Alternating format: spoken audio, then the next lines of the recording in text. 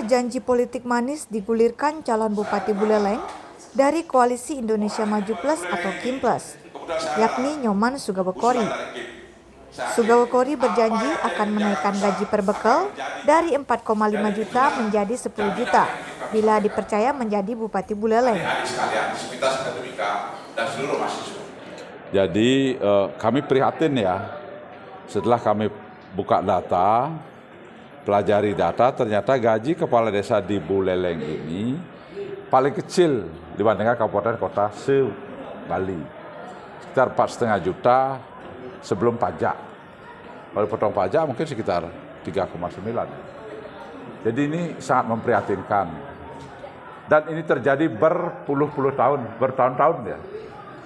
Oleh karena itu, saya berpendapat ke depan ini harus diperbaiki. Bukan karena masalah pilkada dan sebagainya, tapi tentang penghargaan kita terkait kepantasan penghargaan kita kepada seorang kepala desa sebagai ujung tombak. Kalau menurut pendapat saya, itu paling tidak gaji kepala desa di Buleleng itu paling rendah adalah 10 juta. Paling rendah. Karena desa harus berjenjang dia kan. Yang penduduknya sekian, luas wilayahnya sekian, paling rendah itu 10, yang lebih dari itu harus lebih tinggi. Kalau pertanyaan, karena pendapatan daerah kecil, diambil dari itu tanggung jawab pimpinan daerah. Karena kita harus menghargai. Karena begini, kalau memberikan gaji seperti itu, sama artinya kita dengan menyuruh mereka untuk korupsi. Karena saya tahu, seorang kepala desa itu kan tugasnya besar, menyambut berayé, kemudian melayani masyarakat, terima tamu yang banyak dan sebagainya. Saya tidak habis berpikir kenapa bisa seperti itu gitu. Tapi bisa Pak dengan bisa, saya bisa. Kenapa? Bisa. Dengan PAD di Buleleng bisa. Bisa.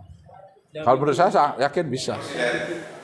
Di sini juga sama pemerintahnya, maka yang terjadi komunikasi yang terjadi. Bukan hanya itu, Sugawokori yang dikenal juga sebagai ekonom handal Bali itu juga berjanji akan memperbaiki nasib para petani di Buleleng. Komunikasi politik yang kedua, kita harus pertanian masih kita prioritaskan karena kami sadar pertanian itu 34% orang Buleleng tergantung di sana. Karena apa? Kalau sektor pertanian itu adalah sektor yang sangat sulit mereka berubah. Seorang petani mau dijadikan pegawai hotel kan belum tentu bisa. Kalau pegawai hotel masih bisa jadi petani, dia pulang kampung. Oleh karena demikian pertaniannya harus dijaga. Jadikanlah pertanian itu menjadi mereka menjadi lebih sejahtera. Contohnya itu? Ya seperti tadi. Jadi kalau misalnya dia punya satu lahan 1,5 hektar, kemarin tidak cukup, jadikan mereka cukup. Caranya seperti tekan ongkos produksi, buka pasar, dan lain sebagainya. Kita juga harus berani mengalihkan mereka ke tanaman-tanaman yang mempunyai nilai kualitas yang lebih baik. Dan itu dibuka oleh pemerintah, bibitnya dan sebagainya.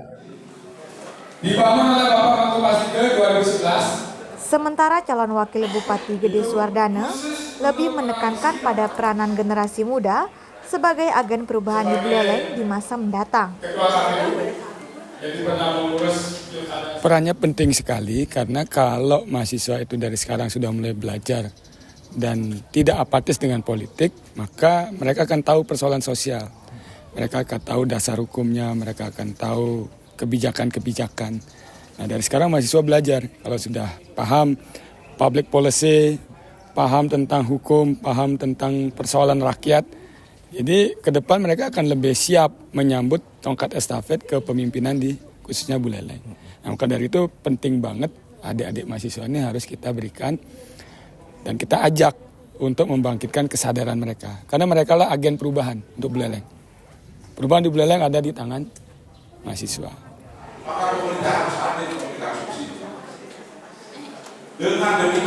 Pasangan calon bupati dan wakil bupati Sugawokori dan Gede Suwardana Jumat tanggal 20 September 2024 siang tampil sebagai pembicara di diskusi politik yang digelar BEM Universitas Panji Sakti Singaraja.